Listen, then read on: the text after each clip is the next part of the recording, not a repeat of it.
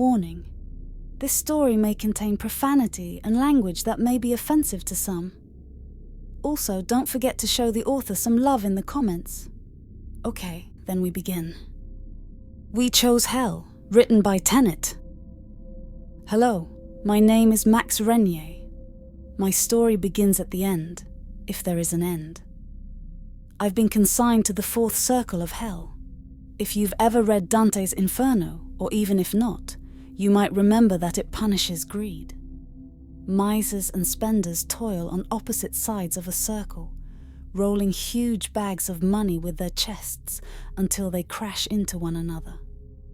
The sinner that falls to the ground first is the loser, who gets whipped by a demon until they stand back up and try again. The winner receives 1 gold coin, tradable for 1 minute's rest before they face their next opponent. You might not think there is any rest where we are, but it exists to remind us of what we're missing before our torments begin anew. I don't know how long I've been here. I almost don't care. Time is elastic in this place, stretching as far into the past, present, future, as a sunset on the beach. The grunts and screams of my fellow damned ring in my ears. I block them out as best I can. There may be rest in this godforsaken place, but there's no empathy. That's why I'm suffering now. Still, can you blame me for looking out for number 1? I worked 70 hours a week as a hospital janitor to make ends meet. Let me tell you, you haven't seen shit until you've seen literal shit all over the place. People are disgusting. They do disgusting things when you're not looking, like stuff dirty diapers and paper towels down the toilet. Haven't they heard of garbage cans? I had to empty those. They were just as gross. I should have earned a fortune, but of course I didn't. After taxes, my take-home pay was shit too. Another fighter, another miser. I jut my chest forward as hard as I can and push. My bag of loot smashes into his. He tumbles to the muddy ground. A demon is on him in a flash, beating him with a braided whip. He howls in agony, struggles to get up, and falls again.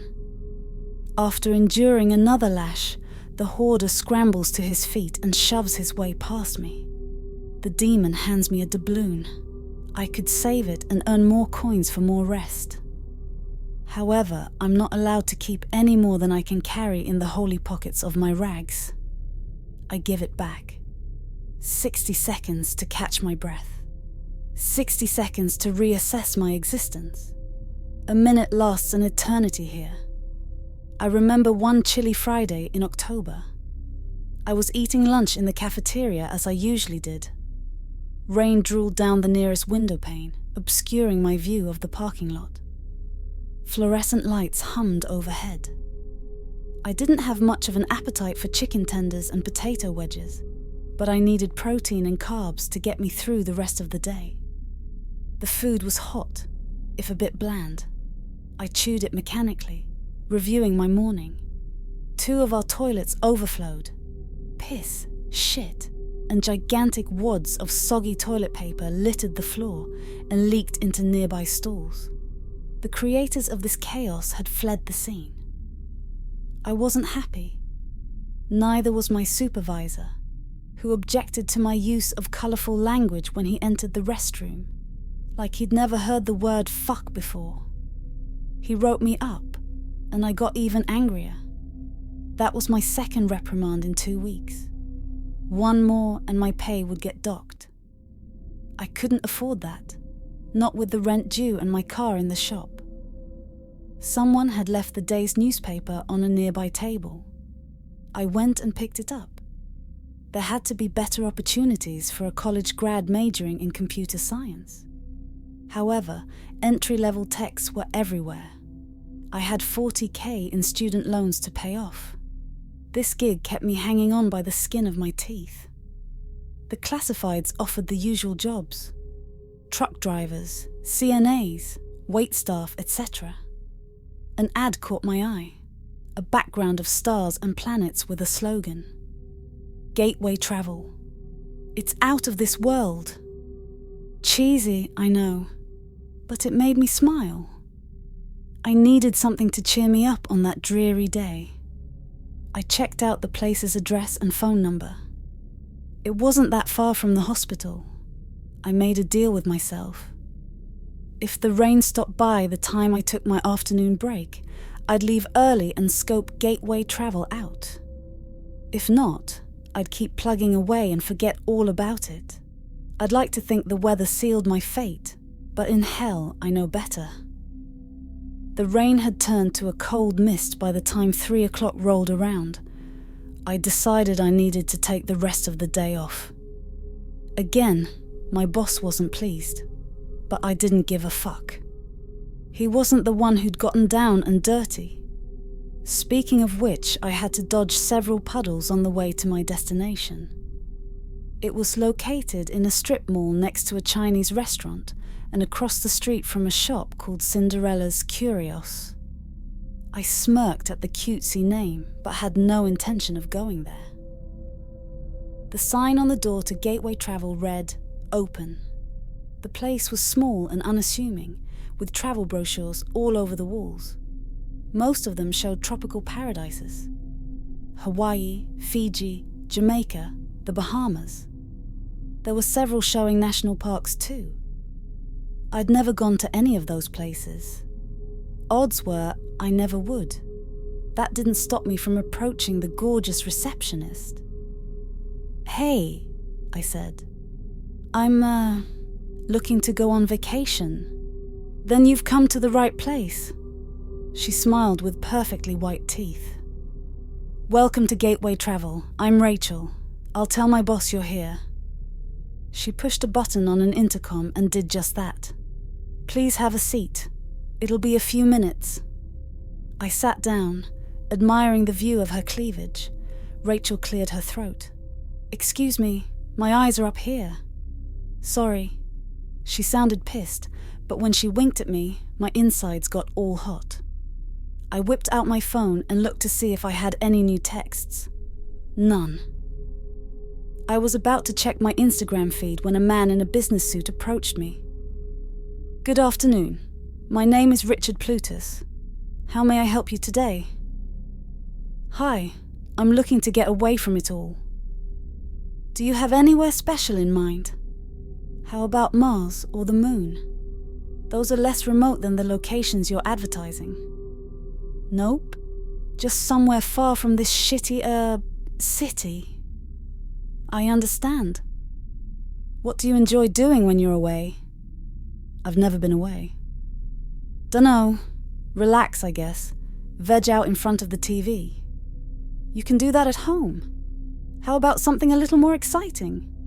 I run a casino you might have heard of, Plutus's Palazzo." Hard pass. I don't gamble." "You don't have to. There are also shows you might find entertaining." I coughed. "Sounds great, but I don't have the money right now. I'm offering a complimentary voucher good for tomorrow only." "Oh yeah? I'm still broke." "The buffet is excellent." The thought of food barely appealed. "Thanks, but no thanks." "How about I sweeten the deal? $200 comp to your tab." "Seriously?" "Seriously, sir." "You know what? You've just made my day." It was true. The man was highly amusing in his rush to offer me free stuff. "Nice place you've got here. I wish you luck, but I've gotta go." "Your name is Max Renier. You're 28 with nothing to show for your bachelor's degree but $40,000 in the hole. You don't gamble, not because you don't like it or because it's wrong, but because you're scared of digging even deeper. You hate your job and wish your supervisor would go to hell. I can arrange that." "Whoa, what? No one can. You're some kind of scammer, aren't you?" "No." The word sent shivers up and down my spine. "I can make you a very rich man. That's my domain. I am Plutus, the mythological god of wealth." "Okay, you're also insane." "I'm out of here." I stood up, then froze. He held the voucher out to me. I stared at it. See if I'm as good as my word. Come tomorrow to the local riverboat. The address is listed here. I should have torn the voucher up. I took it and put it in my pocket instead. Good man. Mr. Plutus turned and left. Rachel waited for me to show myself out. I did, but not before asking for her phone number.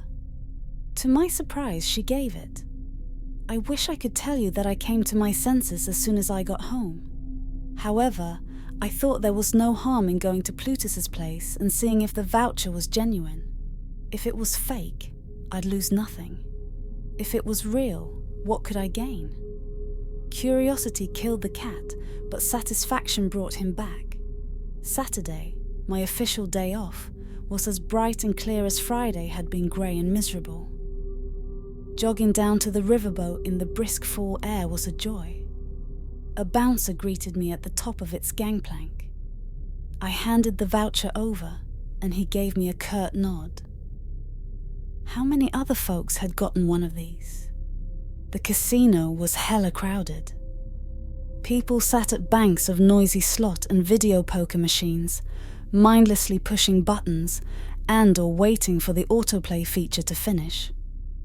Servers brought drinks which may or may not have been free. No one was at the roulette wheel, keno board, blackjack or poker tables, which I thought was odd. Maybe they'd be active at night. I went to one of the vacant devices. It hungrily sucked my dollar into its slot, then showed several rows of digital symbols. I pushed play. The symbols spun and spun. I realized I had a chance of winning on any of the displayed rows. Unfortunately, none of the 777 cherries and bars ended up matching. Not even 2. The machine played its loser theme, womp, womp, and reset itself. So much for excitement. I vowed that I wasn't going to lose one more cent to that one-armed bandit. As I stood up and got ready to leave the riverboat, a cute cocktail waitress approached and asked if I wanted a drink. Sure, I enjoyed alcohol, but didn't want to get drunk at... What time was it anyway? My phone didn't get any reception, so I couldn't tell. There were also no clocks anywhere. If the head of Gateway Travel was right, I had $200 on my voucher. Great, but what else could I do besides feed the monsters? Machines. There you are. Richard Plutus, wearing a snazzy red suit and black bow tie, came up to me. I've been looking for you everywhere. Let me see your voucher. I offered it to him. He scanned it with something that looked like a laser pointer. Congratulations! You're the lucky winner of a stay in my VIP lounge. Whatever you wish is my command, and everything is free drinks, games, girls, and so on. Girls? The crème de la crème. Or if you prefer the company of gentlemen. Nah, I'm straight. How long can I stay in the lounge? 3 hours. Like I said, you're very fortunate. Plutus led the way through the maze of occupied machines and empty table games. The riverboat seemed way bigger on the inside than the outside. Maybe that was because I could barely see in the dim ambient lighting. Another piece of hired muscle greeted us at the door to the VIP lounge. "Hey boss," he said, then glared at me. "Password, asshole." Plutus answered something that wasn't in English. "Lucrum super omnia. Give him your voucher, Max. He'll keep it until your session is complete." I obeyed. The bouncer punched in a code on the door's keypad and it clicked open. Unlike the rest of the casino, the VIP lounge was brightly lit, with velvet furniture and a crystal chandelier. Very classy, but the female servers' outfits left nothing to the imagination. G-strings and tassels. I swallowed so hard it hurt. "Hi, what would you like?" one of them asked, pursing her full red lips. I almost said you, but took a deep breath instead. I never got my club soda. "How about a real drink? It's 5 o'clock somewhere." I smiled and shrugged. What the hell? I'll have a double on the rocks. It tasted so good going down. The burn in my throat, the ease with which the liquid flowed into my stomach, the aftertaste. What kind of bourbon was it? Not the kind I usually bought. This was top shelf, maybe off the shelf. After that, things got a little blurry. The waitresses brought me hors d'oeuvres including stuffed mushrooms and chicken sautés. It was all scrumptious. I couldn't stop stuffing my face. I asked for another double. I heard the words lap dance and free. I obliged. If this was heaven, I never wanted to get off the boat. In the corner of my eye, I spotted Plutus. "Having a good time?" he asked. "The best. Thanks for bringing me here." "My pleasure. At the Palazzo, unlike other casinos, luck favors the luckless. I knew you were a winner the first time I met you at Gateway Travel. Let's talk business." I blinked. "Huh?" "This way." He beckoned me with a finger. I tried to stand up, but my legs wobbled like crazy. I plopped back down in the velvet chair. He grabbed my hand. His felt like stone. Disgust swept through me. Did Plutus have bad arthritis? Once he yanked me to my feet, I followed him to his office. You know the kind I'm talking about. Huge wooden desk polished to a mirror shine with a nameplate. Persian rug on the floor. Real potted plant in the corner. Bookshelves lining the back wall. I wondered if there was a safe behind them. "No," said Plutus. I jumped back. Had he read my mind? "Sit down." I practically fell into the chair hardwood instead of velvet, with a flimsy cushion. "You're Max. You can call me Rich." Hey Rich. Now that we're reacquainted, I'll get to the point. I need a partner. Someone who appreciates the finer things and hates it when circumstances get in their way. Someone hungry to improve their lot in life. Most importantly, someone who hates losing. Rich tipped his fingers into a pyramid shape. "Do you, Max?" "Hell yeah." In my lines of work, I face much competition. There are many other casinos and travel agencies in the area. I'm looking to expand. Name recognition and branding are everything, but so far I've kept a low profile. That needs to change. You are skilled across several social media platforms, yes? I nod. Good. You'll help me increase my company's visibility and banish trolls and naysayers. Right. You'll also learn the trade of money management, which isn't so difficult if you apply yourself. Stocks, bonds, hedge funds, I own them all. You'll receive a tidy share of the profits. Everything else you want will come along with it. Like more strippers and booze. Like a nice house and maybe some servants. If you so desire, 3 things remain. What of your job at the hospital? Fuck it. Someone else can clean up people's shit for a living. I'm all in. What of your current boss? Do you still wish him confined to the pits of hell? Uh-huh. The sooner the better. I hope he has a heart attack or stroke. Harboring hatred in your heart can bring one on. All that stress. I don't care. He's used and abused me at work long enough. Understood. 3rd. The price for failure in our partnership is high. Are you willing to assume the ultimate risk, your soul against your burning desire for wealth? I don't think there is such a thing as a soul, but if you want to put it that way, then yeah. For some reason, I couldn't stop trembling. Then welcome aboard. Plutus and Renier. It has a nice ring to it. I agreed. We shook hands, and his felt like a stone slab once again. He explained the password to the VIP lounge, which soon became my motto. Lucrum super omnia, profit above all. I quit my job, but under Plutus's mentorship, I made a lot more money and had a lot less anxiety.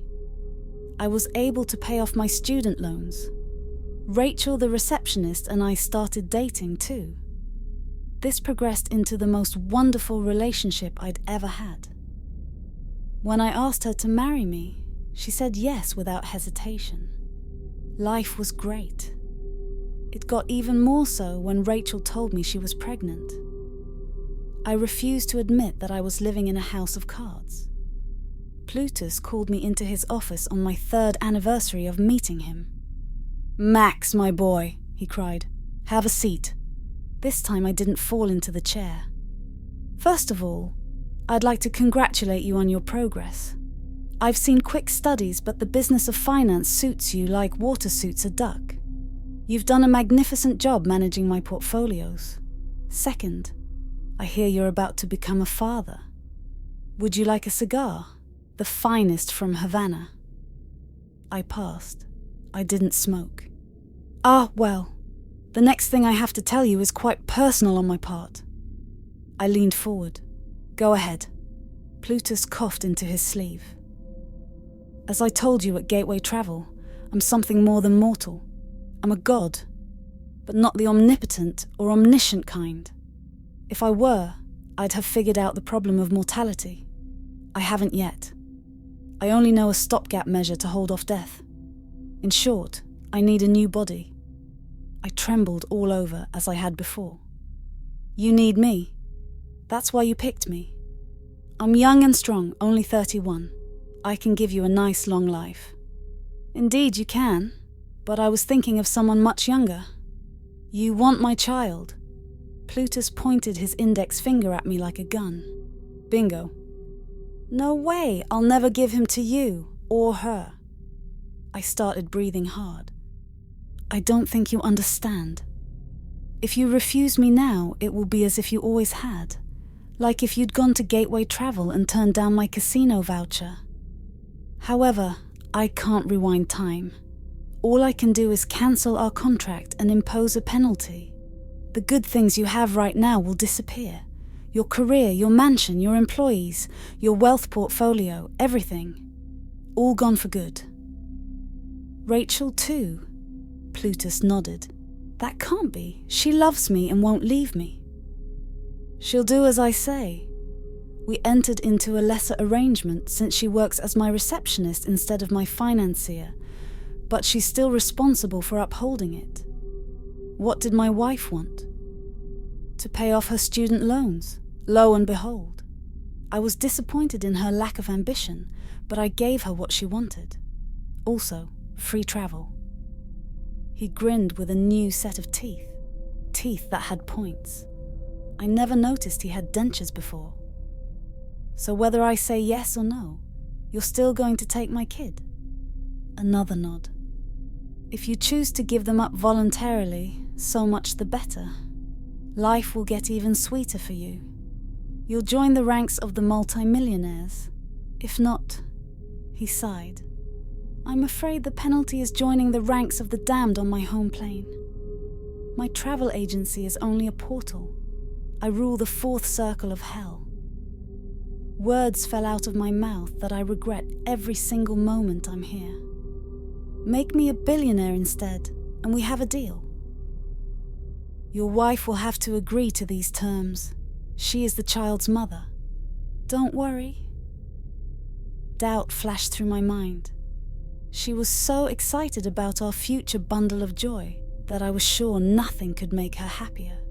Not even millions of dollars. "I'll convince her." "You must. Otherwise, this new contract is null and void along with the old one." My mouth fell open. Plutus shrugged. "I told you the risks were high." When I got home, Rachel and I had the biggest fight of our 2.5-year marriage. She said she'd rather die than give our son or daughter to Plutus. I pointed out that she'd bargained with him too. Why hadn't he approached her? Rachel said he might. She had an appointment with him the next day. I told her not to go.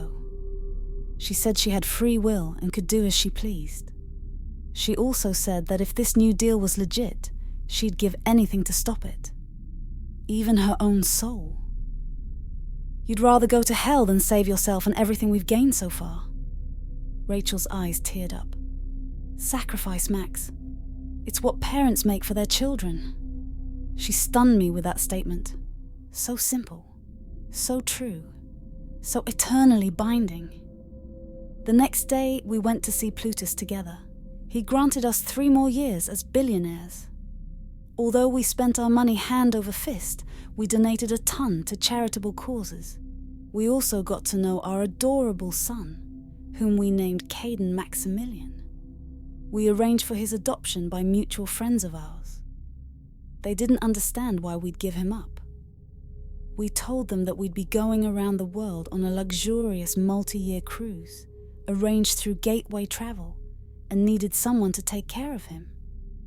Selfish, selfish, selfish, our friend grumbled. Never mind. I'll raise him to be a good boy who cares about others and doesn't let money get in the way. Those words stung, but not as much as the truth. On December 31st of the 3rd year, Rachel and I went to Gateway one last time. "Greetings," said Plutus, his skin looking like it would slough off his bones, just like a cooked Thanksgiving turkey. "I see you haven't brought me whom I seek." "No, and we never will." I squared my shoulders and squeezed Rachel's hand. "Then you'll both accompany me to the emergency exit at the rear of this facility which you've never used, not even in a fire drill." Plutus chuckled, then cackled, then howled in unearthly rage. His human form morphed into that of a monstrous beast with a wolf's head and a man's nearly naked body. In a hilarious parody of modesty, he wore a gold lame loincloth. We were too terrified to laugh. "Bye, sweetie," I said, my eyes welling. "I might never see you again." "Bye, honey," replied Rachel. "I might never see you again." We embraced and said, "Bye, Caden," before following Plutus at last. "So that's why I'm here. That's why we're here. You might think that we would have been saved due to our sacrifice, but that's not the way things work. Our contracts are as binding here as they were on Earth. As above, so below. The only breaks we've gotten are that we don't have to fight each other. We're both spenders, so we're on the same side, and that we get glimpses of Caden from time to time. As our friend had promised, he helped our son become an honest and caring man, unspoiled by the power of greed. Did he grow up hating us? No. He barely remembers us, but that's part of the bargain. Our friend told him that we'd drowned when our cruise ship had sunk. My next opponent is coming. Tall and reeking, he broadcasts a familiar smile. "Hello, Max. So wonderful to see you after all this time." My former boss at the hospital, Scrooge 2.0, charges toward me. His bag of money bludgeons me in the chest. I fall to my knees. Before a demon can whip me, however, the monster Plutus arrives and devours its head. Blood and gore rain down on me, but I don't care. I feel baptized by it. "Thank you, sir," I blubber in abject gratitude. Plutus grunts, then leaves my side. Some people are buying a stairway to heaven, but not Rachel and me. We chose hell. You made it through the darkness. Bloody subscribe for more chills and have a hauntingly good night.